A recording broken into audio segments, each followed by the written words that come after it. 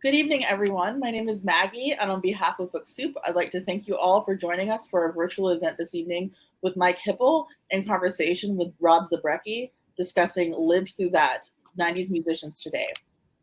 We're so excited and grateful that our bookstore can continue to bring authors and their works to our community during this time.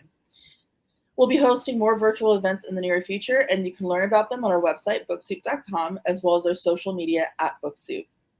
Support our bookstore and our authors and purchase a copy of tonight's featured book. Just click on the green purchase button that reads Live Through That directly below the viewer screen. The link will redirect you to our website where you can continue your checkout process. We're also selling digital audiobooks and ebooks through LibreFM and Kobo for those who are interested. If you'd like to ask a question during the event, please click the Ask a Question box at the bottom of the screen and type it in. Please do not use the sidebar chat to ask a question. Okay, so tonight, a little more about Mike. He's a photographer with more than 20 years of freelance experience for publications such as Fast Company, Sunset Bicycling, National Geographic, as well as corporate clients such as Microsoft, Seattle's Best Coffee, and others. His first book, 80's Redo, which focused on music from that decade, was released in 2018. His work has been shown in many galleries around the Northwest and beyond. A little more about Rob. He's an American actor, author, magician, and songwriter. His career began as a musician when he was the frontman for the band Possum Dixon. He has found success as a magician, actor, and author, and in June 2019, he released his memoir, Strange Cures. Without further ado, I'm going to turn the camera over to Mike and Rob. Thank you. Thanks, Maggie. Hey, Rob. Thanks. Hey, Mike. How are you? Good. How are you doing? Good. It's good to be here. Yes. Thank you for agreeing to moderate here or be in conversation. Yeah. I think the last time I saw you, you had your camera as you were driving away from my house winter or something. Yeah, you were one of the last portraits that I did for the book. I was gonna pandemic obviously happened, so I didn't have time to wrap up the book before we were completely done, and I wanted to make one more trip down to LA. And the publisher kept on saying, well, we need all your pictures. I'm like, but I got these other couple down in LA I want to get going. And luckily we were able to hold it. And you were literally one of the last ones in there. The book was already designed. We had your pages held, last images in the book. So thankfully it worked. Because you were shooting in alphabetical order, right? Exactly. No. But yeah. Sorry, that was a dumb joke.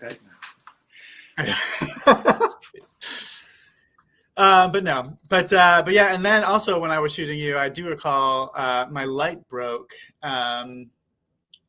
which was kind of made me a little nervous because I knew, you're under pressure. You have to get these images.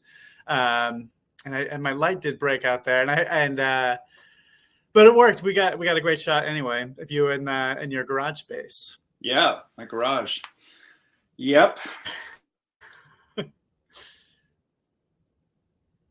So you just released some new music too, though. And I thought you told me when we were talking that you weren't going to release new music.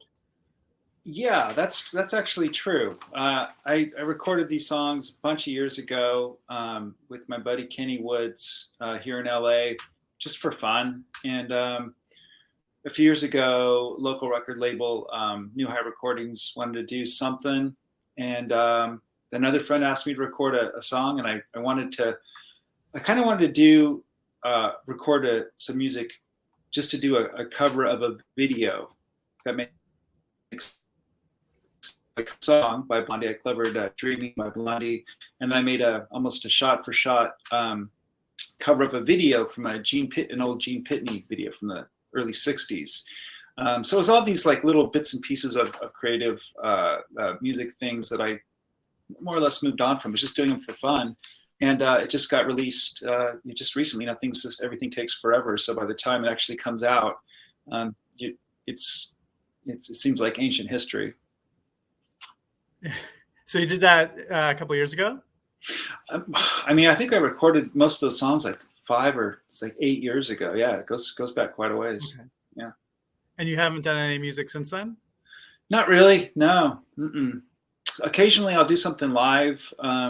once in a while. I think just before COVID, just like 2019 December, I went to New York City, and I performed with Yola Tango for one of their Hanukkah shows, and I did some magic as an entertainer, and then I came out just as a singer and sang a song with them, and it was one of the greatest thrills of my life to just, kind of sing and not have to worry about, being in a band or having any of the sort of, baggage of that. It was a blast. Yeah. Your story is a really good story, I think, just in terms of, keep as one of the reasons why I wanted to do the 90s book is, just to kind of show that we are still creative beings as we get older, and that we don't stop being creative when you're 26. You know what I mean? And I feel like you taking all these different twists and turns, and writing a book. Here's a copy of your book, folks. This is really good too. If you when you're putting my book in your cart, you can put this book in your cart too. I just think it's interesting, all the twists and turns, and that you're still being creative. And people seem to think that, once we turn 50, we're supposed to be dead or whatever. I don't know, but yeah, I don't know. I mean, I think most of the people that I know are lifers in the arts, I guess you would say. And you find different mediums. Some people don't. I mean, some people, are completely content staying on a musical path, or just being actors, or just being dancers, or magicians, or whatever. And that's great. And I think for me, the key has been sort of doing a variety of things, but all under a similar umbrella. Yeah. So the fact that music came out of yours, did that make it make you have an itch to do some more music, or no? No, not at all. In fact, the idea of sort of getting together with the band and rehearsing and sort of having to do it as a commitment, I don't like that idea at all. In fact, I kind of despise it, because I did it for 10 years and I satisfied that kind of dream in some ways. So to do it as any sort of a chore or a job, not fun. To get up with the band and sing a song that you like, that you kind of know the words to, super fun, easy. Yeah. And then the couple of times that I have done, revisited old music from like Possum Dixon or from that time period. I try to reinvent the songs a little bit and find new ways to interpret them. Maybe I'll play guitar, sometimes substituting a solo for the fuzz of an old FM radio that's sitting in the garage, and just not trying to sort of replicate something that I thought was cool when I was 21, trying to find the middle-aged version of that. I think that's the challenge and the fun of it for me. Do you just used the word middle-aged? Do you feel middle-aged? Hell no, I do not. And I hate even saying it, but I know. But to not acknowledge that, like, okay, especially when you're a page in your book, what 90s musicians are doing today, that's just a cold hard fact of life. You have to look at that. And so I do, and I try to do with a sense of humor, knowing that, like, we're all on the conveyor belt, heading towards the end. Not to bring the conversation down, but we're all, it's true. And so, as much as I hate to admit it, I have to. Yeah. And when I can laugh at it, it's the best. Yeah. Yeah. In my head, Jerry Marr says, "Oh, go ahead." Oh, I was gonna say, in my head, I still feel like I'm 26. See, that's the thing. I feel even younger than that. I feel like most of the time I really do feel like a teenager. My mind is sort of 18 at all times, and like that goes like the commentary that runs through my head when I'm driving or walking through an airport. Like I still laugh at the same stuff, and will scoff and scowl at the same things, and just be amused by the damnedest things. And like, I'm really grateful for that. I think there's people that I do know that have changed and sort of grown tired in their ways. Yeah. So I don't know. I like, again, the more I can sort of look at it and laugh at it, the better off I am. And then also, I think surrounding myself with people and that are embracing it in a, I don't know, somehow a dignified way. Like Yo La Tengo is a great example of a band that, you know, they started in 1984 or something, and still to this day are putting out great music, and they do tours that they like, and their music is still, you know, interesting and provocative, and they do these shows once a year where they bring out friends and artists that they like to kind of just keep, it's just a continuation of what that was, but I don't think that they're trying to, you know, remain in some, you know, 80s or 90s time capsule. Yeah. I see some people in the sidebar here talking about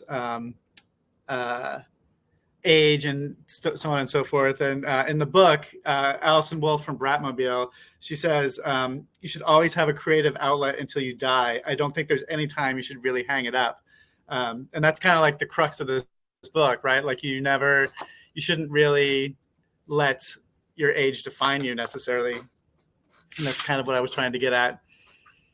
Yeah, I mean, I think that yes, just do what you love as this person. Do what you love, exactly. Jerry Mars, right there, and it's the idea of reinvention. You know, I think like I'm always trying to find ways to not, you know, repeat myself entirely, but like trying to take a fresh take on things, and that keeps you in the present. Certainly, I think I have a tendency to be nostalgic at times, which is why I took the 11 years to write the Strange Cures. For me, that was like, I just wanted to get my past off my back. I felt like it was following me around, and I'd go places that I kept seeing myself in these scenarios from past lives. And I just thought, you know what, this will be a way to kind of just get it out of my mind and really move forward. And it did not work at all.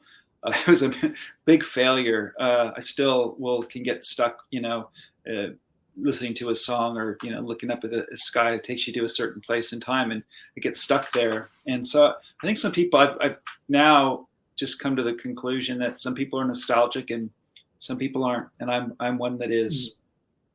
Yeah, that's nice. I mean, when I approach, you know, I have about 40 or 45 artists and lived through that book. And I did get quite a few rejections. People were saying, you know, they don't want to look back. That was, you know, they want to look forward, and you know, their nostalgia isn't great. I did have a couple of people, you know, have that kind of mentality about it, that they just kind of want to keep looking forward. And there's nothing wrong with that, right? Like there's nothing wrong with feeling nostalgic, and there's nothing wrong with looking to the future only. But yeah, I also feel nostalgic, hence, yeah. Well, yeah. I mean, you did, of course, did the book, and you did an 80s one before this. So you really Yes. you really like looking back. Either that, or you found an audience to buy your books. I don't know. But yeah, I don't know about that, but no, you know, I've been asked like, why do I do these books? And you know, like the 80s is kind of a time period, you know, I feel very nostalgic and about that time period in particular. That's like, you know, kind of your kind of like the beginning of like finding out who you are and so on and so forth. And then the 90s, I was in my 20s, and that was just a really great time to, you know, to kind of be on your own and really sort of come into your own. Somebody asked if I was going to do a book on the 2000s, and I just don't feel like I have the same connection with that kind of music. I mean, maybe, yeah, I could see that. And again, going back to what you said about people not wanting to look back, I can totally understand that. I think that's in some ways, you know, it's respectable. Can't do that, you know. Yeah. You kind of broke up there for a little bit. What was that last thing? I just said that in some ways it's more respectable when somebody doesn't want to look back, and they're so in the present that they can't or don't want to do it. I think that's okay. It's cool. Yeah. That's there's no right or wrong there. So it took you 11 years to write Strange Cures? It did, yeah. Better part of a decade, and it wasn't like I'd sat down and locked myself in a room or anything. It was, you know, certainly done over a period of time where I could write a little bit and look at it and then figure out what stories were going to go in and what weren't, and then just chisel away at them until there was a cohesive voice throughout it. And then once I found the writing voice, it actually became pretty easy to do that. But I didn't have one at first. I just didn't really have the stories had a point of view, and there was, they had their sort of beginning, middles and ends, but there wasn't a, I don't know, it was almost like defining a style guide in a way to figure out, well, how do I want this to be? How do I want the reader to go through this story? And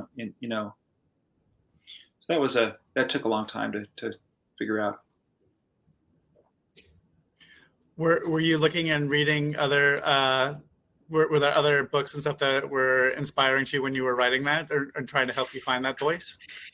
Not really. I mean, I've been reading rock bios and, reading about, historical figure. It's always been something that I've loved.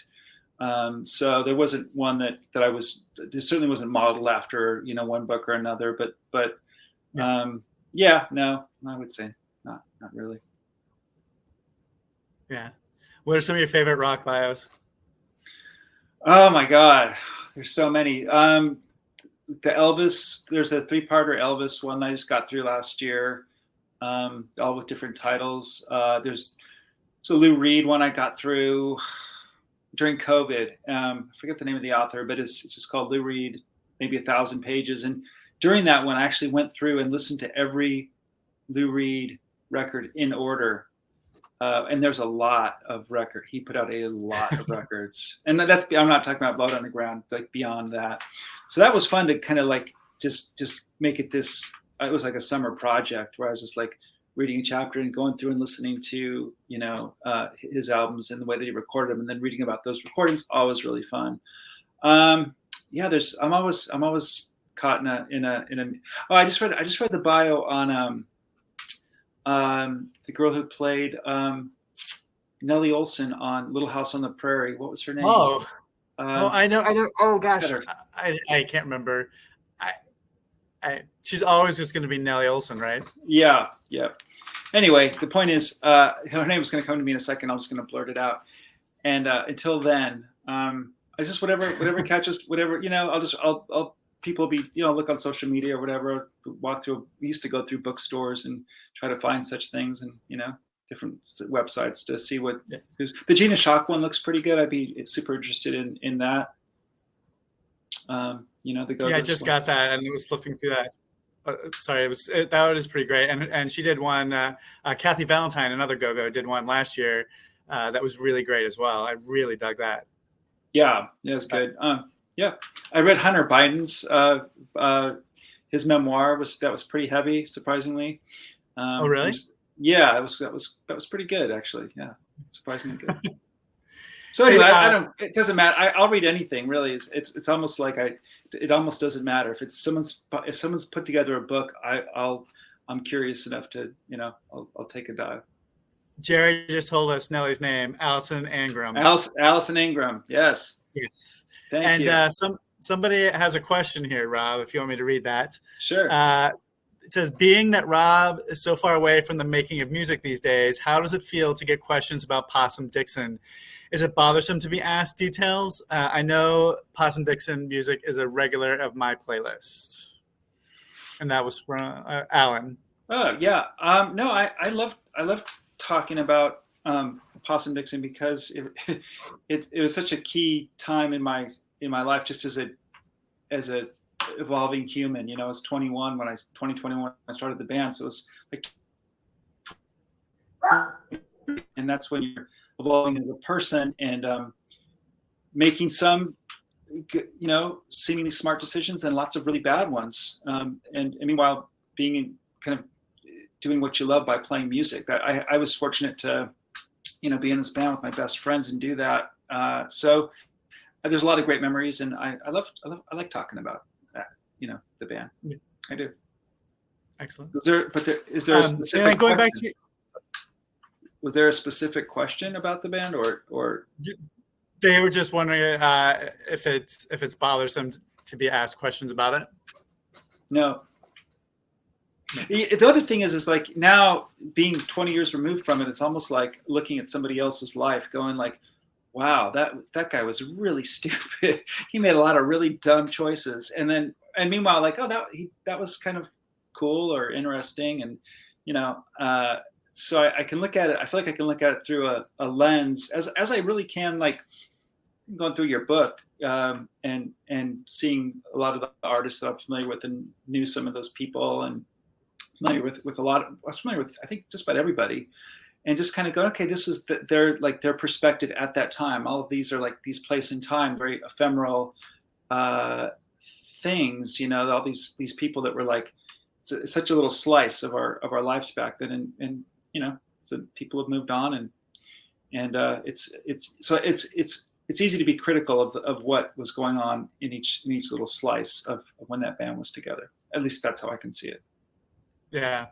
And then going back to your book again, like when I read your book, it did feel very cinematic to me. Have you been approached to as a movie cinematic kind of a thing with that?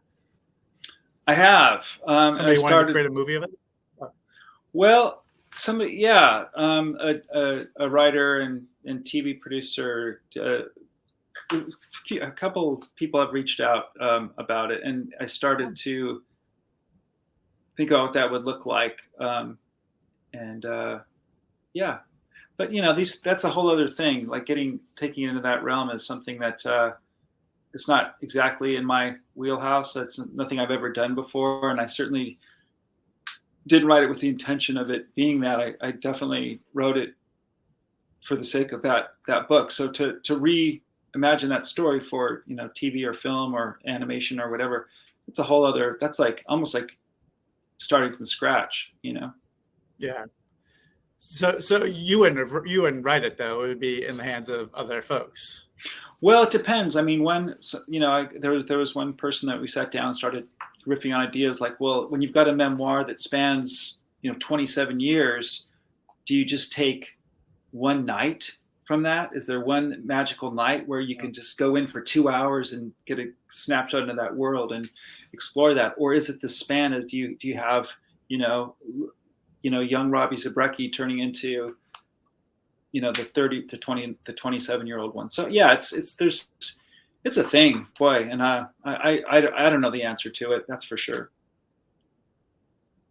Yeah. Would you act in it? No, I don't think so. The more I think about it, the more I would not really want to be involved in it too much. I think it's almost like that. I'm so proud of the book and really proud of anybody who can write a memoir and that they feel is truthful and documents their life to any degree, because it's difficult. And I feel like that's enough. I feel like if somebody wants to take it and do something with it, then I would certainly probably not want to be too involved. And look, let's face it, so many movies so many of these things get kind of convoluted along the way, and we end up seeing some other version of what started off as something that seems so pure and good, and it turns into something that's not as great.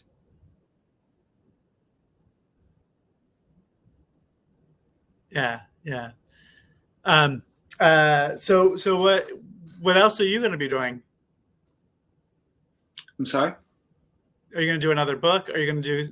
Are you going to be doing another book, or I think we have a little bit of a lag here on this thing. Oh, yeah, no, not another book. I think for me, one memoir per life. That's it. And especially like talking about going back to youth and everything. I think I have no interest in writing about like that second part of my life. It's fine, I'm enjoying what I'm doing creatively, but I don't think it's. I think for me the stories of being sort of youthful and having a lot of indiscretion and screwing up a lot, and a lot of my mishaps are what made that book interesting. And now I'm kind of like, I don't know, I pay my taxes. I'm here. I'm like on the books these days, so it's not as interesting. But anyway, Yeah. so but I stay busy here in LA, working, like doing TV and film, and sort of working as a magician, and kind of just doing projects that I still like and find interesting, and yeah, that's today. Somebody is asking another question here. Mike, how did you choose the people you included in your book? How long did it take to do the work? And that's from Pam. Hi, Pam. So the starting off point for me was I had to like the artist in the 90s. It had to be an artist that I liked, and still like, because I wanted to be able to tell a story with them. Nobody was paying me to do this book. I just had to go out and do,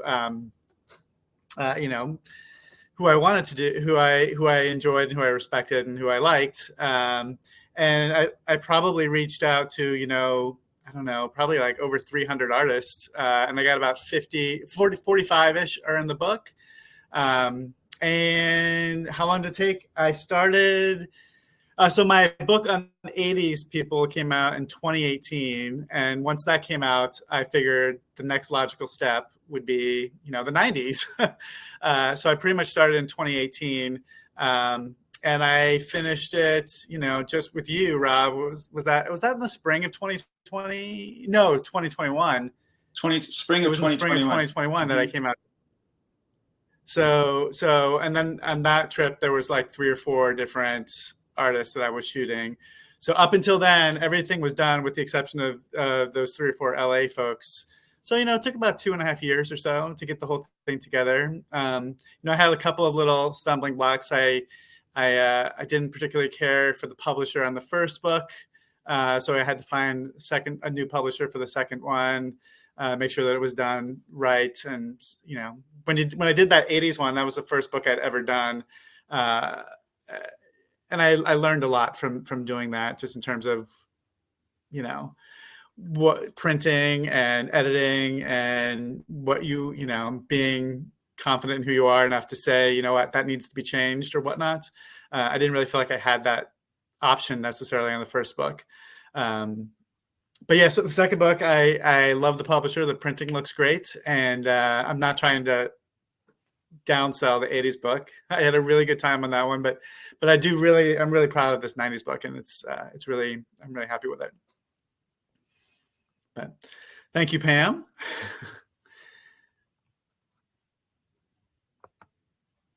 Yeah, let's see. Somebody else is saying, who are the photographers that influence you and why? Obviously, big photographer. So some of the photographers I liked weren't necessarily portrait people. I loved Andre Cortez back in the 1940s. I loved what his work was. He did do a series of these beautiful Polaroids after his wife died, where there were just these like vases on his windowsill in New York City, and they were gorgeous and beautiful. But everybody knows him from some of his black and white stuff in the 90s. I mean, in the 1940s. Contemporary rock photographer type people, like I loved Anton Corbijn, of course. Though I did just find out that he was an anti-vaxxer, and I know that we're not going to talk about politics, but so sorry about that, which was kind of surprising to me. I love him. I love Frank Oakenfels. I think you know him, don't you, Rob? He's down there in LA. Frank Oakenfels. I don't know. Okay. He's wildly creative and just does all sorts of great stuff. He does a lot of TV and TV movie stuff these days. There's a guy out in New York named Krist Buck. He's amazing. I did a workshop with him many years ago, and he's fantastic and does tons and tons of really creative, interesting work, specifically about portraits and so on and so forth. So those are some of the ones off the top of my head. I do love David LaChapelle as well. But I could never emulate him. He's in a class all of his own. Just does all sorts of crazy stuff there. And I think you disappeared on us, Rob. Are you there? Mm-hmm. Oh, okay. I have that weird Atari logo on your screen there. Yeah, it's bizarre. But those are some of the photographers. You're good. Okay. Sorry, it's Maggie. Hey, I can see you, Rob. Hey, You're good. But those are some of the photographers that really influenced me in making the book. So, but oops, I think there's another question here. Sorry, I keep having to go back on this. It's Rob, have you performed at the Magic Castle again since it's reopened? I have not performed at the Magic Castle since it's reopened. That's not entirely true. I performed once, one night since it's reopened. And I perform in the Magic Castle. For those of you that don't know, it's a private magic club in LA for guests and magicians. It was opened in 1963 in an old Victorian mansion, Hollywood Hills. It's an amazing little private club. And there's a bunch of different showrooms in there. There's close-up magic and stage magic and kind of parlor style, like a room that holds like 50 people for parlor magic. And then there's oddly, there's a little seance room where they honor the life and times of master magician Harry Houdini. And in that room, you kind of you are often a guest of what's a Victorian style seance where people hold hands and things sort of go bump in the night. And I run those sometimes.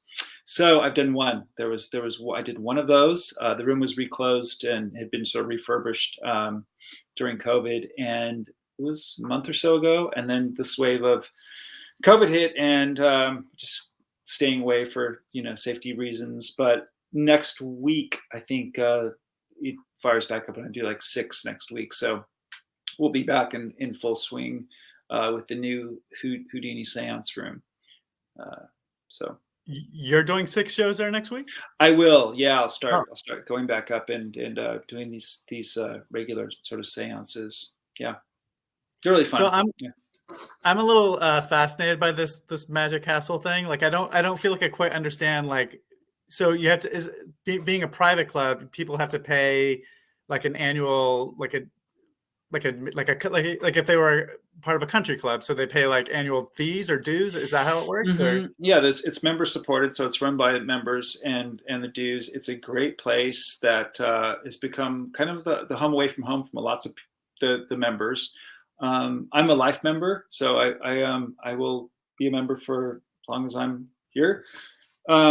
I've served on the board of trustees for a bunch of years and have been involved in lots of the aspects of what it's like to be a guest there. So kind of a lot of my time is spent on different committees and sort of ways to make the place as cool as possible. And it really is great. So guests go, and members can invite guests, and you can have dinner, and then you go see shows, and you buy drinks, and all these things sort of support the club. And then performers are brought in every week, pretty much from around the world, and many in America, but they'll fly in from different countries, and they'll work for like a week contract. So every week the roster changes, the lineup changes. So you get, there's new entertainment all the time. There's a dress code, a coat and tie for men, cocktail attire for ladies. So there's this sort of, elegant attire thing that people feel like they're going somewhere really special. And you're entering an old Victorian mansion. It's loaded with turn of the century magic posters and lithographs and all sorts of ephemera and nods to people like I said, Houdini, and a bunch of magicians you probably don't know. But you look at these posters and you're like, man, this is just as cool as looking at any old rock poster that you'd see. It's just as fascinating. There's very deep, rich history with magic, which is kind of what drew me in. Just like music did. So it's been there since 1963, you said? Well, it was a private home built in 1908, and from 1908 to the late 50s, it had been private residence, and then a duplex and apartment complex, and purportedly like a brothel. It had really kind of went downhill, and then in '63, these two brothers, the two brothers, television writers, whose father was a magician, and their dad had this dream to have a magic club in Hollywood, and they saw this dilapidated Hollywood, this mansion on it's right at Franklin, near sort of Hollywood and Highland there. And they saw this house and they're like, this is where Dad wanted to have the Magic Club. They just had like a vision of sorts, and they've it's been there ever since. Yeah.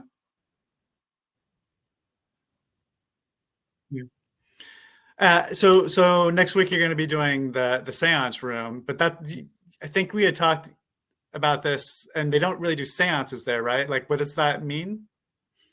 Well, they do. They do seances, but we're not going to contact your deceased grandmother or your pet, Jojo or something like that. It's geared towards the life and times of Harry Houdini, and Houdini was a staunch non-believer of the spirit world and was going around debunking these gypsies and mediums during the 1920s. That was his crusade in life, was just to put these people out of business because they're crooks and they were sort of taking advantage of people that had died in World War I, and the relatives of those people that were lost are saying, like, I can contact your brother, for $20. I can sit down and and I'll do a series of magic tricks, and we'll get your brother back up. We'll get a spirit here in the room. So they were crooks and charlatans, and Houdini hated that. And there's a great story with some of the mediums that he fought with and his friends and foes, and it's kind of a one-man show. It's like an hour. It's sort of an hour-long experience, and then the lights go down and candles are lit, and it's kind of a recreation of sorts. It's a lot of fun. I dig it. Okay, cool. Sorry about my dog there. I didn't think she was going to bark because it's dark outside. But yeah. So were you doing lots of nights at the Magic Club? I'm sorry? What did you say? Oh, pre-COVID, were you doing lots of shows there at the Magic Club? Yeah, I mean, pre-COVID, it was really a huge part of my life and my professional life. Like when I quit music in 1998, that's where I went. I went from sort of clubs in Silver Lake and touring nationally and doing all that stuff to sort of having this dream to perform at the Magic Castle, which took a good 5 years to get that in, to get a show that was worthy and had some value. And once I got that going and started performing there, I started working in all of those rooms and worked there often, and it was just I just loved it so much. It just felt like it was the greatest. It was the greatest way to exit one art form and re-enter another one, because you get to write, you produce, you act, you direct, you get to do all these things. And I reassembled my creative team with like my wife Tommy was a big part of establishing what this was going to look like and what effects were going to go in, the point of view, and what we wanted to tell, and how we wanted the world to see it, this magic character. And I'm glad I wouldn't, I'm very happy with that section of my life. It was a weird choice. Like people were left and right, like, what are you doing? A magician? No, that you can't do that. Like literally, it wasn't the coolest thing to do, say, coming out of a Silver Lake band in the 90s. But thank God, I was like, I'm kind of glad I just took this weird left turn, and not even knowing it just seemed so natural. It seemed like the right thing to do. But I look back on it, I'm like, wow, that really was kind of an aberrant sort of switch from one thing into another. But that's the beauty of being able to change your mind creatively and doing all these things and branching out and trying new things. Yeah, I mean, I think it's pretty cool. It's punk ethos at its best, where it's like, you think it's cool, you think it's right, do it. Who cares what anybody thinks? And eventually, if you like and believe in it enough, one person might come around to it, 1,000 might, maybe 1,000,000, who knows, but it came from a place of sort of truth. And I think that is all you can ask for from any art form, is that it hits you at on a deep level, and you follow through with it. Yeah. There's another question here in the box. Let's see here. Oh, somebody says, just curious, since I've never seen the seance, since Houdini was Buster Keaton's godfather, does the comedian come up in the performance? I don't really No. understand what it means, but So somebody knows more history yeah, than I do. Buster Keaton and Houdini crossed paths in show business, but not. It's an hour show. If it was a 3-hour show, there might be more nods to some of the nuances and his associates, but the answer is no. No, it's not. He does not. Buster Keaton does not make an appearance in the Houdini seance. No. Have you ever had any weird, spooky things happen down there that you can't explain? No. No? Just no. No. So are you a believer, like a non-believer like Houdini? Yes. We're totally really going off the rails on this, but yeah, I'm non-believer. Yes, non-believer. Yep. Somebody just says, "Come to Book Soup. We are haunted AF." Yeah, I mean, I'm glad people believe, and that's all fine and good. I'm just I'm a staunch non-believer. Look, I mean, I get scared at midnight if I hear something outside by the trash cans is moving. I might get a little nervous, but for the most part, I don't believe in that stuff. No. No, I kind of feel like I do. I don't know. I have this one story that when I was younger, my grandmother had passed away. And my grandfather was obviously very distraught over the whole thing. And when we went, nobody really talked to, I was in 4th grade. Nobody really talked about death or anything like that. So I was really not even aware of what was happening necessarily. But my grandfather didn't want to spend the night in his room. So when we went for the funeral and stuff, I was told to sleep in Grandpa's room, which to me didn't really seem like a weird thing. And I remember lying there in bed, and they had these closets. My grandfather had these cool closets that connected all the rooms in the house. So like if you were in a different room, you can kind of sneak through and like get into somebody else's bedroom through the closets. It's very, very, I've never seen anything like that before. But at some point in the night, I looked up and I could hear I swear to God, I heard like the door rattling, the closet door a little bit. And I looked up and the door opened up and my grandmother walked out of the closet. And then she walked over to her little vanity where she had like all of her, beauty accessories or whatever. And I swear to God, she like walked out of the closet, didn't acknowledge me, and then just sat right down in that vanity and started like doing her morning routine or whatever. Maybe it was a dream. I was in 4th grade. Who knows? But it seems in my head now as an adult, it seems very vivid to me. But that's not off topic. Pam asks, how long did you train to be a magician? And is yours more like illusions? How long did I train? I mean, it's like I'm still in training. There's not a like entrance exam where you do something for 9 months and you get a certificate. It's an art form, right? So you learn one effect, one trick, one little one piece of sleight of hand, one mind reading piece, and then you add to that. It's like learning a G chord and then learning an A chord and then figuring out how to put a drum beat behind it. You just sort of stack these things one on top of the other until you've got something. So I would say I have been training for 20, 25 years or something as a magician, and will continue to do that because I love it. I love the thinking behind magic and how it all works and the puzzle of it all. And there's a second part to that question. I can't remember what it was. Let me dig it out again. And is it more what you do? Is it more like illusions, like creating illusions? Well, yeah, I think most of it is. Yeah, but if you're talking illusions in regards to size, like stage illusions, a la Siegfried and Roy or something like that, no.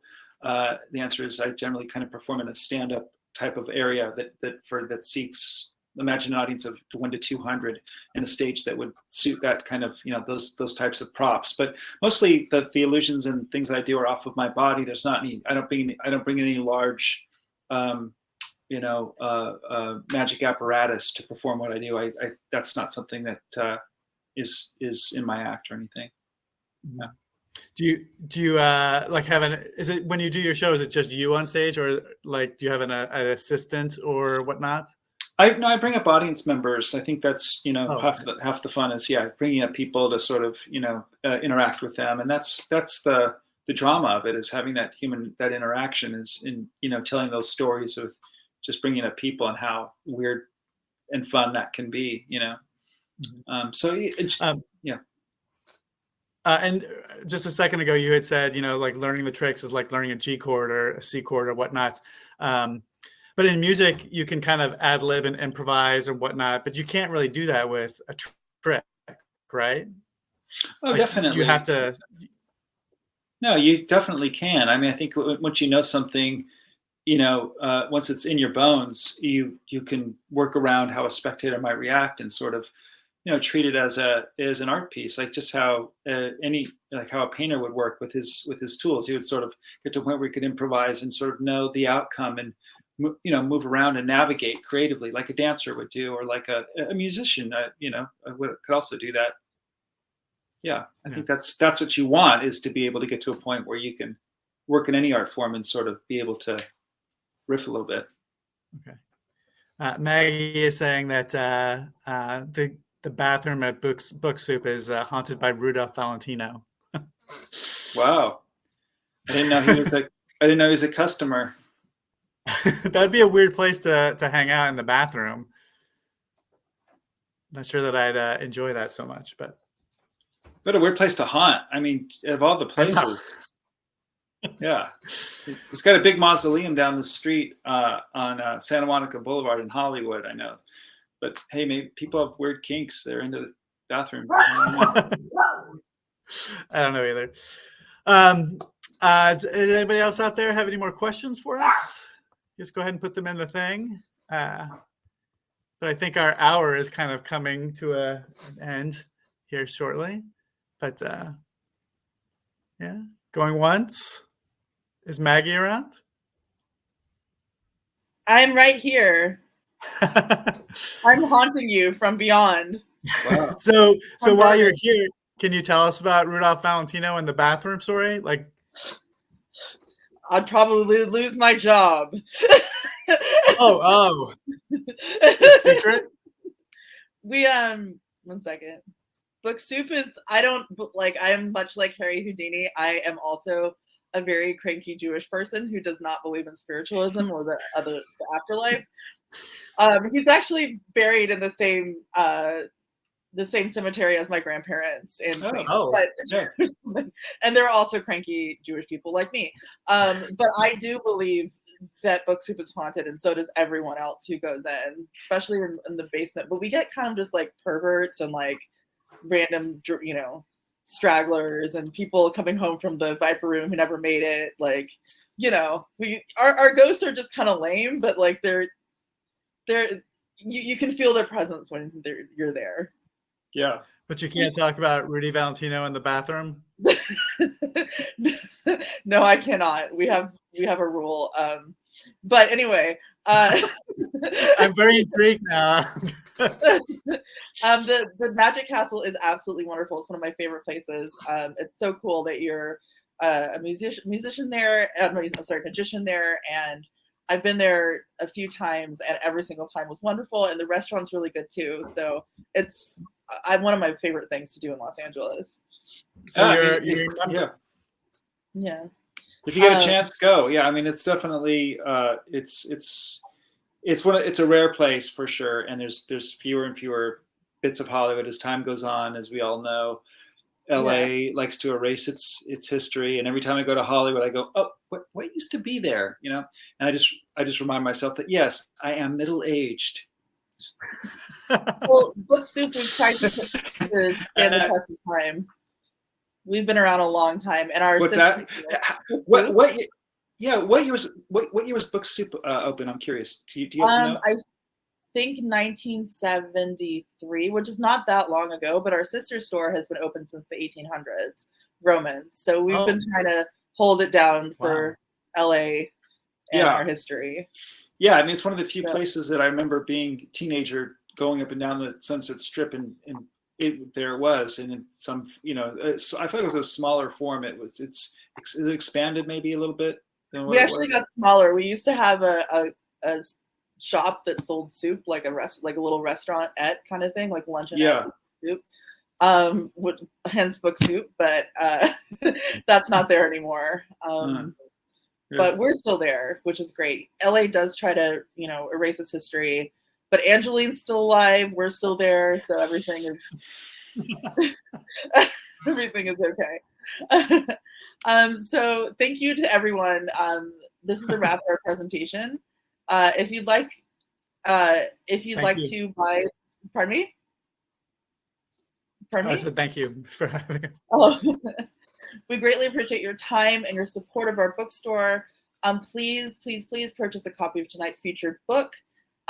You can click on the green purchase button below the viewer screen that says "Lived Through That," and that will take you to our website where you can buy one for yourself, a friend, a ghost friend, Rudolph Valentino, a musician that you're a magician that you're trying to, butter up so you can get tickets to the Magic Castle. Don't contact me. By the way, full message to everyone. If you want to go there, don't ask me. Find your own way in. I'm busy. I can't be emailing passes around. There's ways on the internet. You people can get in there, but no. There's ways. The internet. There are ways. But yeah. So right. If you'd like regular updates on our upcoming events, make sure to follow us on Crowdcast and subscribe to our newsletter. Have a great evening, everyone. Thank you so much for coming. And more than ever, please, please, please stay safe. Thank you. Thanks, Maggie. Thanks, Mike. Thank you. Bye, everyone. Thanks, Rob.